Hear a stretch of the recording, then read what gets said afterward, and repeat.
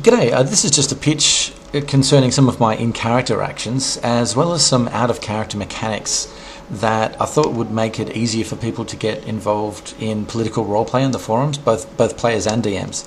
Now, the current situation is that King George has appointed this position of Voice of the People, and the Voice of the People is representing the thousands of people that live in Peltarch that Marty believes is an unrealistic level of representation. So she's pushing for political parties appointed by the people to represent them, and then the leader of these parties would then get together. They would do Senate style role-playing, bickering, voting, and then the outcome of those sessions would then be delivered to the king by the Voice of the People. The Voice of the People would be, I guess, the chairperson of those meetings. Now, the power of these Senate really would either be just advisory, or maybe they could actually pass laws that the king would simply stamp off on. That's really, up in the air. Marty plans to push for something that looks like this, whether or not she gets elected. Now, the way I understand it working mechanically would be that if a player wanted to start a political party, first of all, they would make a post in the forum just with the party's name, their goals, and also with the party leaders' social stats, basically their intelligence, wisdom, charisma, as well as their persuade ranks. And after they make that post, then players and DMs would make a post below it, first of all stating that they're either a member of the party, pledging their support, and I'll talk about letters of support in a minute. Also, DMs would make their post stating whether or not they're applying a plus or minus D2 modifier to the overall performance of the party. And again, I'll just sort of go into that in a minute.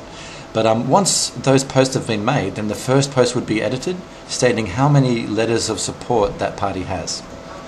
So a party would need at least 20 letters of support to be officially recognised by the city as a political party.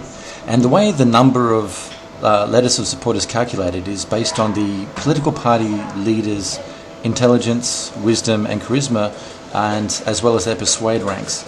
And that's modified by the DM's plus or minus 2 modifier, and 1 is added to that because any member of the party could provide their own letter, and then that total is then multiplied by the number of PCs in the party.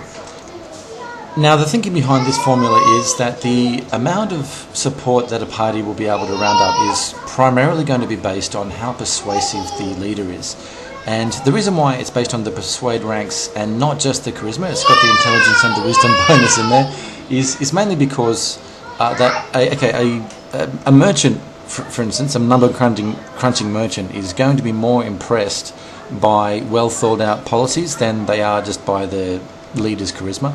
And or someone who's more idealistic would be more persuaded by a leader's wisdom rather than charisma. So we've got all of the social stats in there, intelligence, wisdom and charisma, and the persuade ranks there.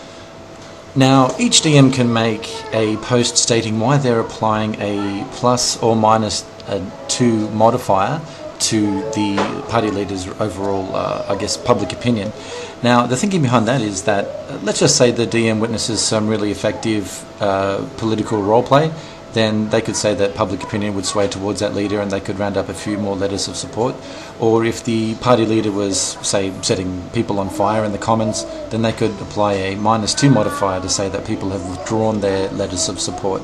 So each DM can add their own plus or minus 2 modifier. That's based on the pen and paper circumstantial modifier that a DM can add to rolls.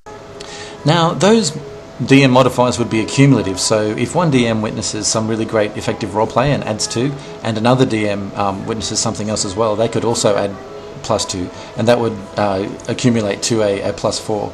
But each DM just only adds their own plus or minus 2 depending on what they're seeing in the party. So if one DM adds 2 and then another DM subtracts 2 for people being set on fire, then those modifiers would effectively cancel each other out. Okay, so once 1 is added to that total to represent the fact that every member of the party could provide their own letter of support, the total number is then multiplied by the number of player characters in the party. Now, the thinking behind that is that player characters are influential people in society, so the ability of a player character to round up support for a political party would really, multiply that party's popularity.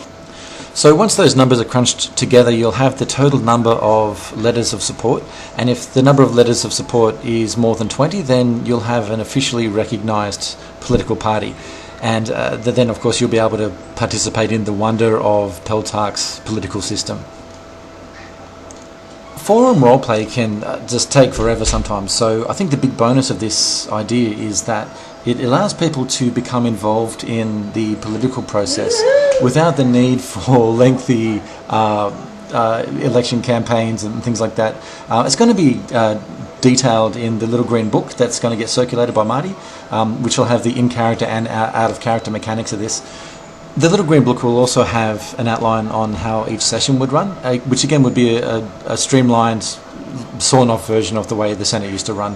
Hopefully it'll just be a quicker, smoother way of getting political roleplay done on the forums, which wouldn't take forever like some of the Senate roleplay did, and it wouldn't be bogged down by people just being AFK or things like that. So that'll be up on the forum soon, the little green book. I hope you like it! Narfell forever. Cheers.